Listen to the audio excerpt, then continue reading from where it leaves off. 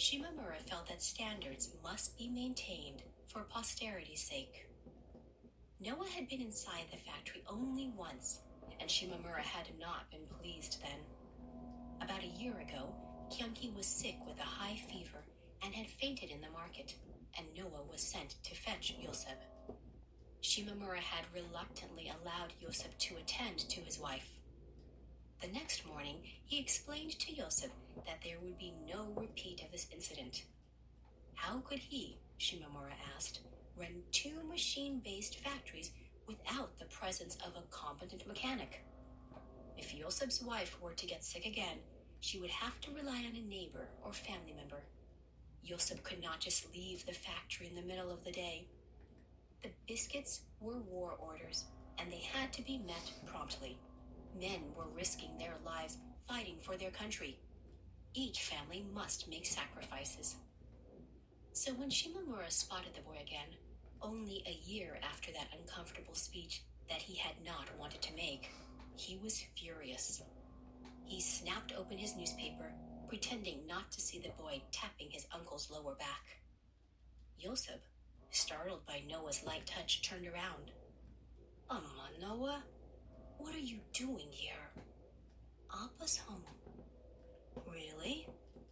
Can you come home now? Noah asked. His mouth made a small red O. Yoseb removed his goggles and sighed. Noah closed his mouth and looked down. His uncle would have to get permission, the way his mother had to ask Aunt Kyung-hee or Mr. Kim, the same way he had to ask his teacher to go to the bathroom. Sometimes, when it was sunny outside, Noah dreamed of not telling anyone and going to Osaka Bay. He'd been there once with his father on a Saturday afternoon when he was very small, and he always thought it would be nice to go back. Is he all right? Yoseb studied Noah's expression. Appa's hair turned gray. He's very dirty. Almost with him. She said if you can't come, it's okay, but she wanted you to know that Appa is home now. Yes, that's right. I'm glad to know. Yoseb glanced at Shimamura, who was holding up his newspaper, pretending to read, but was in no doubt watching him very carefully.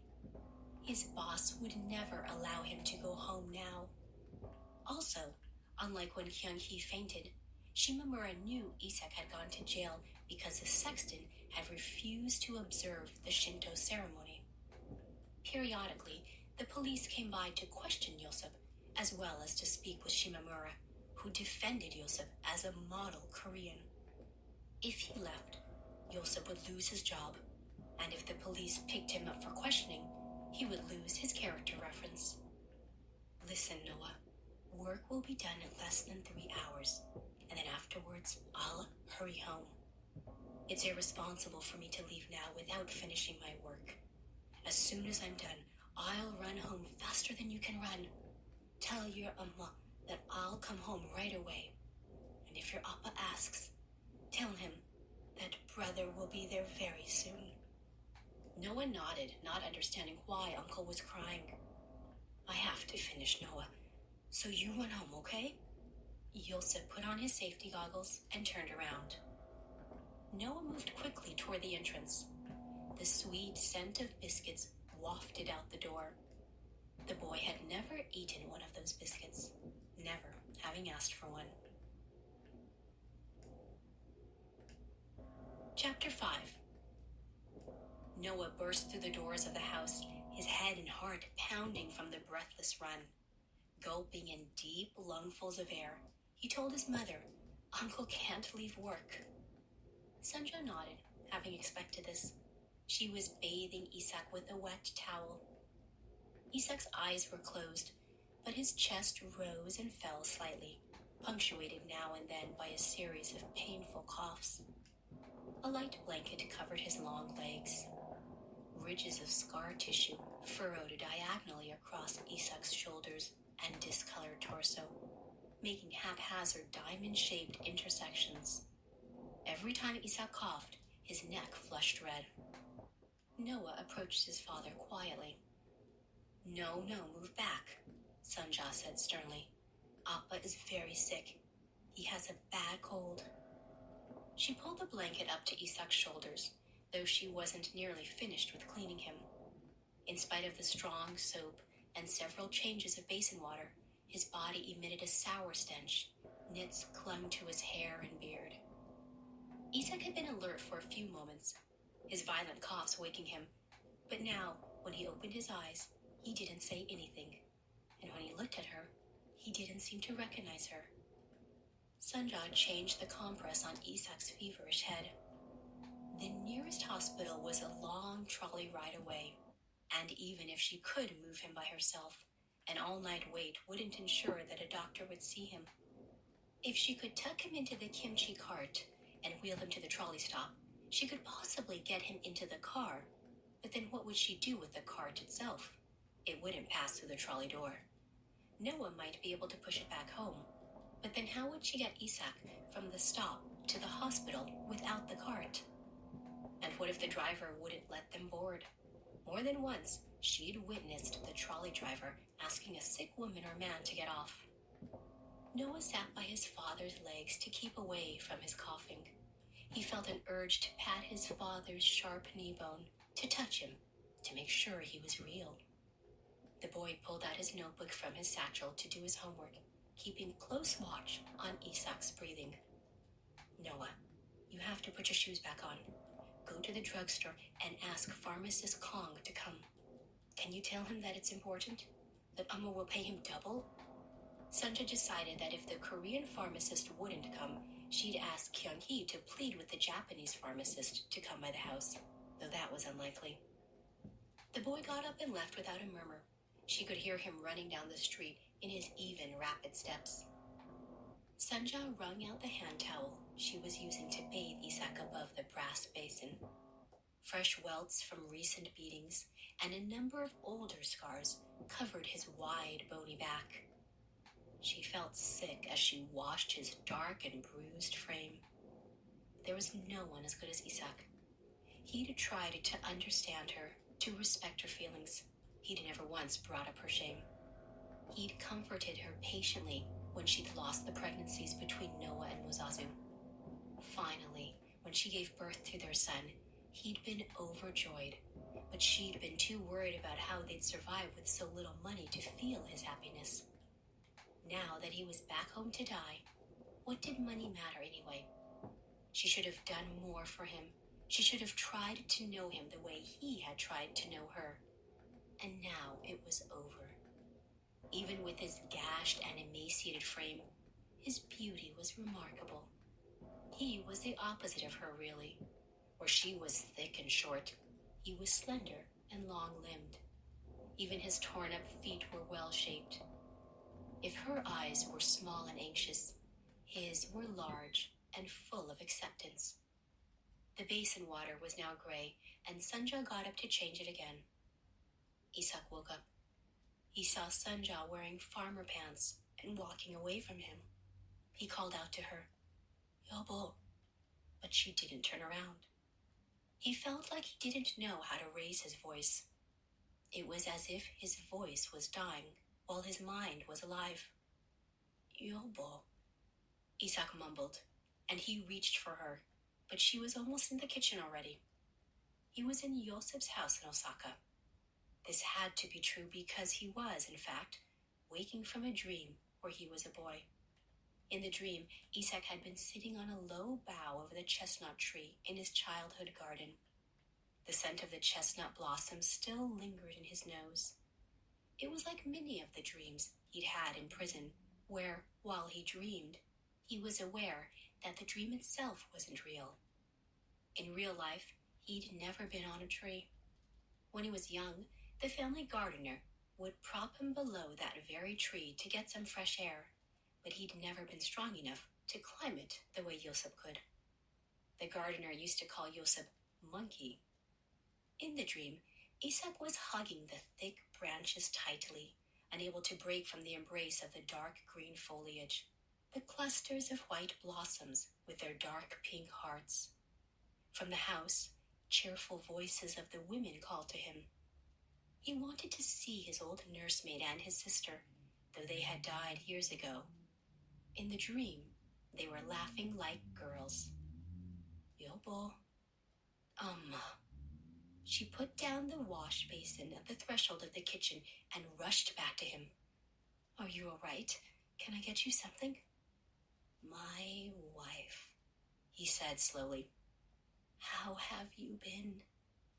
Isak felt drowsy and uncertain, but relieved. Sanja's face was different than he remembered. A little older, more weary. How you must have struggled here. I am so sorry. Shh, you must rest, she said. Noah. He said the boy's name like he remembered something good. Where is he? He was here before. He went to fetch the pharmacist. He looks so healthy and bright. It was hard to get the words out, but his mind felt clear suddenly, and he wanted to tell her the things he'd been saving up for her. You're working at a restaurant now. Are you cooking there? Isak began to cough and couldn't stop. Pin dots of blood splattered on her blouse, and she wiped his mouth with a towel. When he tried to sit up, she placed her left hand beneath his head and her right over his chest to calm him, fearful that he might hurt himself. The coughs racked his body. His skin felt hot even through the blankets. Please rest. Later. We can talk later. He shook his head. No. I want to tell you something. Sanja rested her hands on her lap. My life wasn't important, he said, trying to read her eyes so full of anguish and exhaustion. He needed her to understand that he was thankful to her for waiting for him, for taking care of the family. It humbled him to think of her laboring and earning money for their family when he wasn't able to support them. Money must have been very hard with him gone and with inflation from the war. The prison guards had complained incessantly of the prices of things. No one had enough to eat, they said. Quit complaining about the bugs and the gruel. Isak had prayed constantly for his family's provision. I brought you here and made your life more difficult. She smiled at him, not knowing how to say, you saved me. Instead, she said, you must get well. Sanja covered him with a thicker blanket. His body was burning hot, but he shivered. For the boys, please get well. How can I raise them without you? Mozazu, where is he? At the restaurant with sister. Our boss lets him stay there while we work. Isak looked alert and attentive, as if all his pain had vanished. He wanted to know more about his boys. Mozazu, Isak said, smiling. Mozazu. He saved his people from slavery. Isak's head throbbed so intensely that he had to close his eyes again.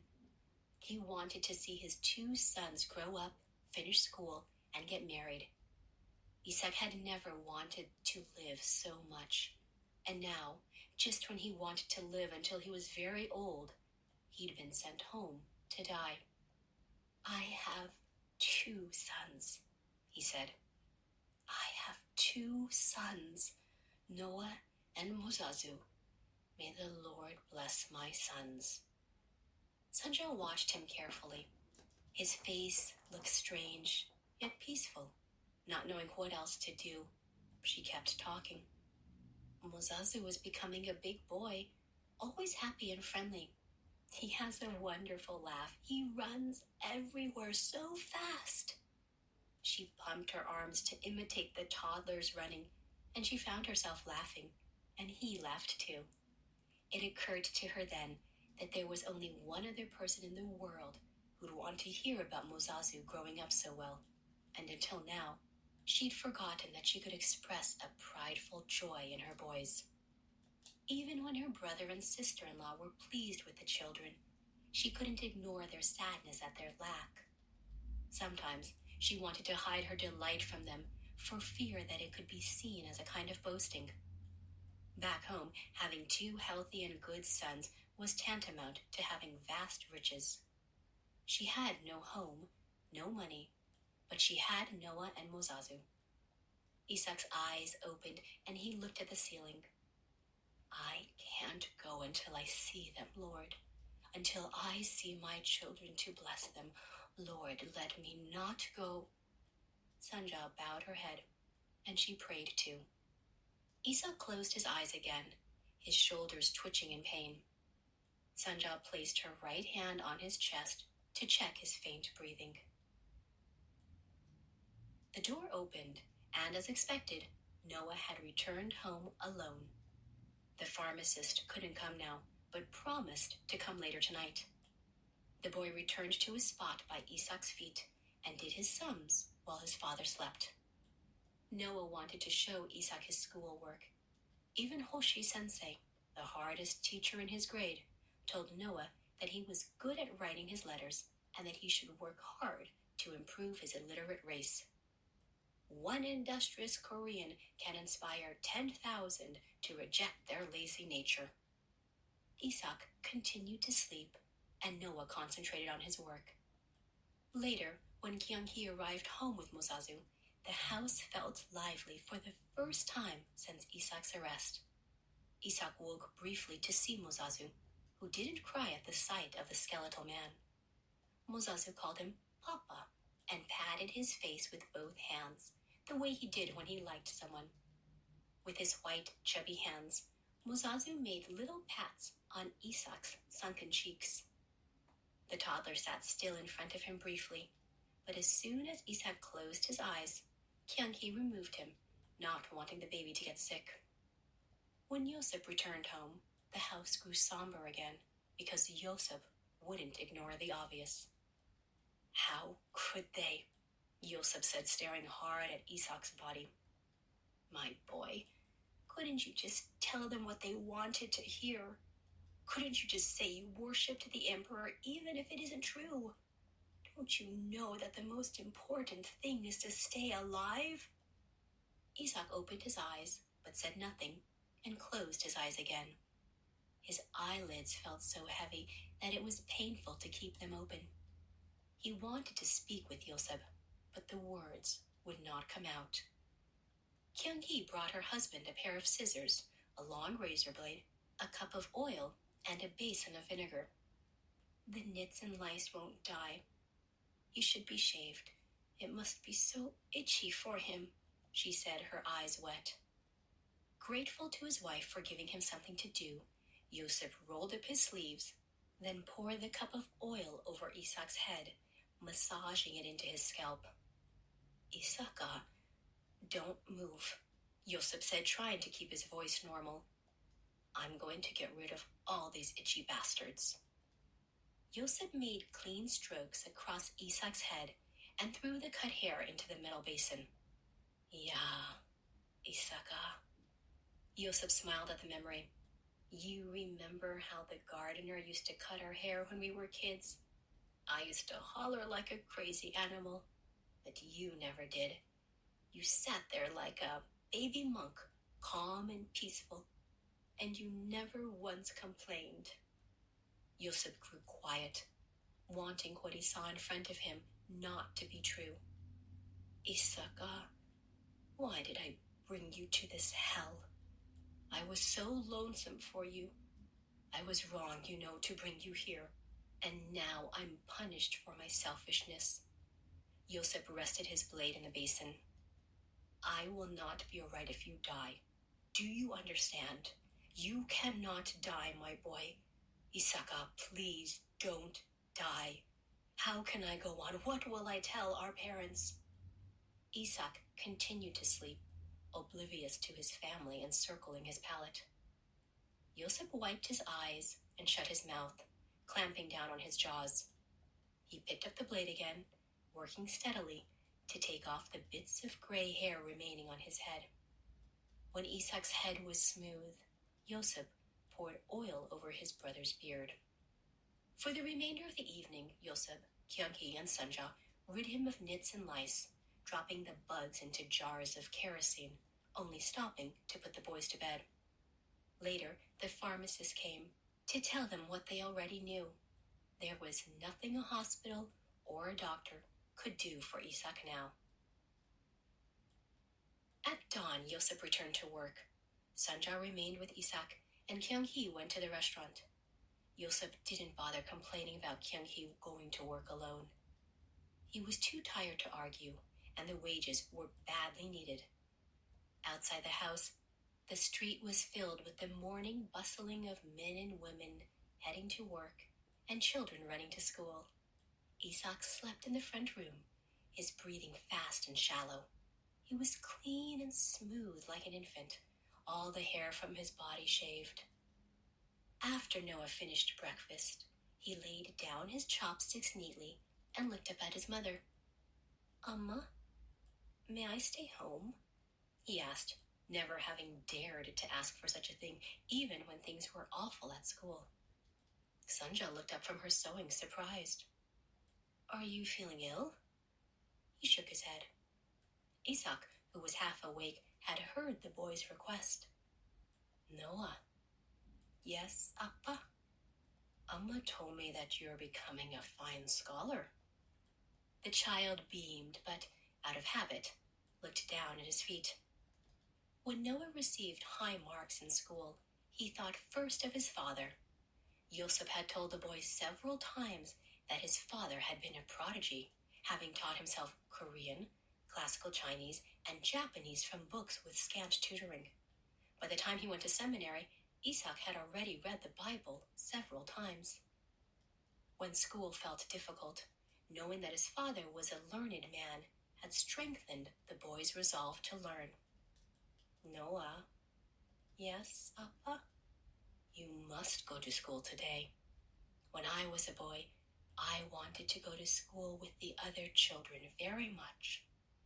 The boy nodded, having heard this detail about his father before.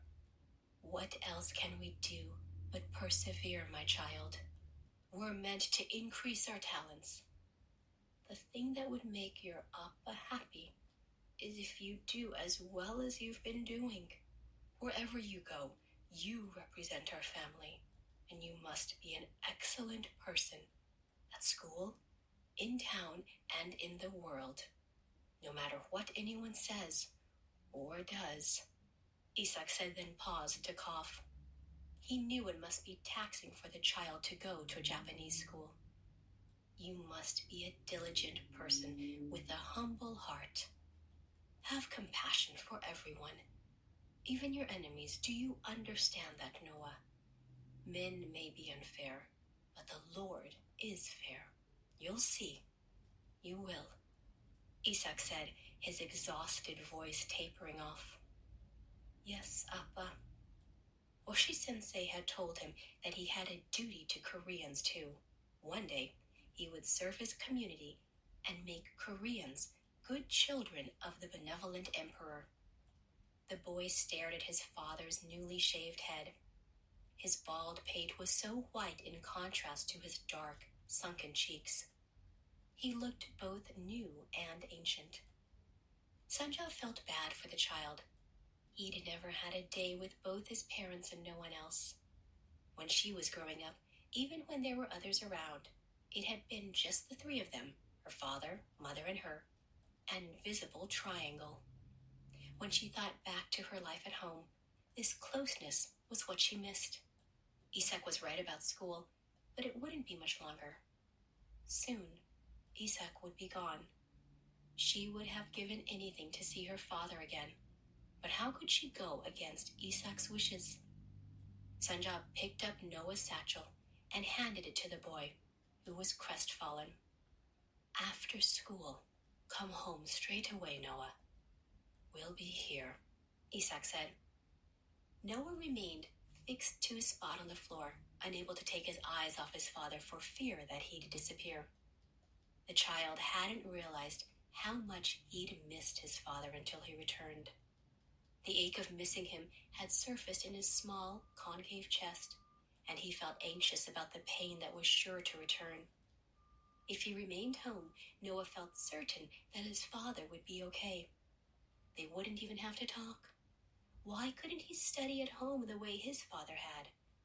Noah wanted to ask this, but it was not in his nature to argue. Isak, however, didn't want Noah to see him like this anymore. The boy was already afraid, and there was no need to make him suffer any more than he already had. There were many things he hadn't told the child yet about life, about learning, about how to talk to God. "Is it very hard at school?" Isak asked. Sanja turned to look at the boy's face. She'd never thought to ask him this. Noah shrugged. The work was okay, not impossible. The good students, who were all Japanese, the ones he admired, wouldn't speak to him. They wouldn't even look at him.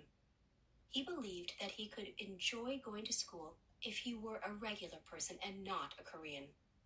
He couldn't say this to his father or to anyone else because it was certain he'd never be a regular Japanese.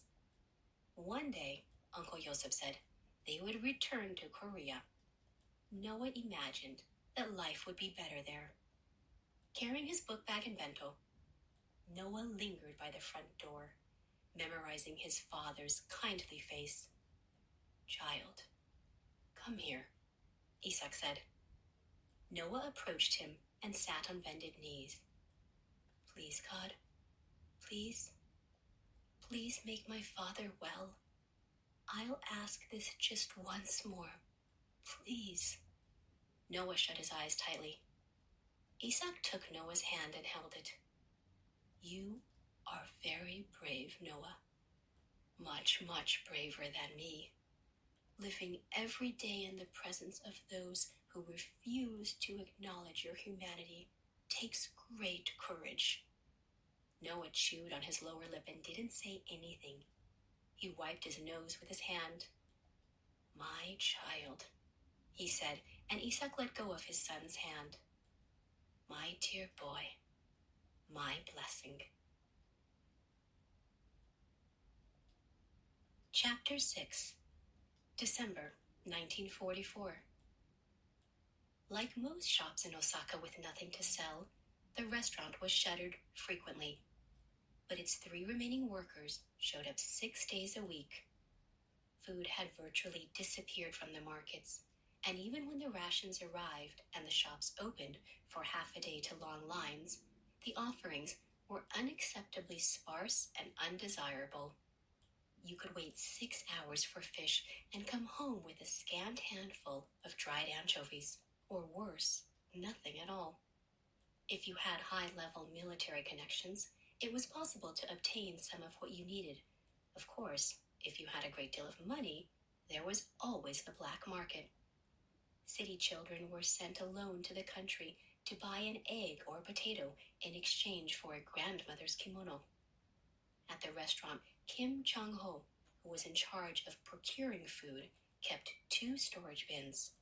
One, which could be safely inspected by the neighborhood association leaders, who liked to make surprise visits to restaurant kitchens, and another, behind a false wall in the basement, for food bought from the black market. Sometimes customers, usually wealthy businessmen from Osaka and travelers from abroad, brought their own meat and alcohol to the restaurant. The men who used to cook in the evening were gone now. Kim made up the whole of the evening staff. It was up to him to cook the meats and wash the dishes for the occasional customer. It was the 12th month of the year, a mild, wintry morning. When Sanjan Kyung-hee arrived for work, Kim asked the women to have a seat at the square table pushed up against the wall outside the kitchen. This was where they usually took their meals and breaks. He'd already placed a pot of tea on the table. Once seated, Kyung-hee poured each of them a cup. "The restaurant will be closed tomorrow," Kim said. "For how long?" Sanja asked. "Till the war is over. This morning, I gave up the last of the metal things. The kitchen's almost empty now. All the steel rice bowls, basins, cooking pots, utensils, steel chopsticks were requisitioned. Even if I could find new ones and remain open, the police will know that we've kept things back and confiscate them. The government doesn't pay us for what they take. We can't keep replacing." Kim took a sip of his tea. "Well, so it has to be." Sanja nodded, feeling bad for Kim, who looked upset. He glanced briefly at Kyung-hee. And what will you do? Kyung-hee asked him. Kim, younger than Isak, addressed her as sister. Lately, he depended on her to accompany him to the market,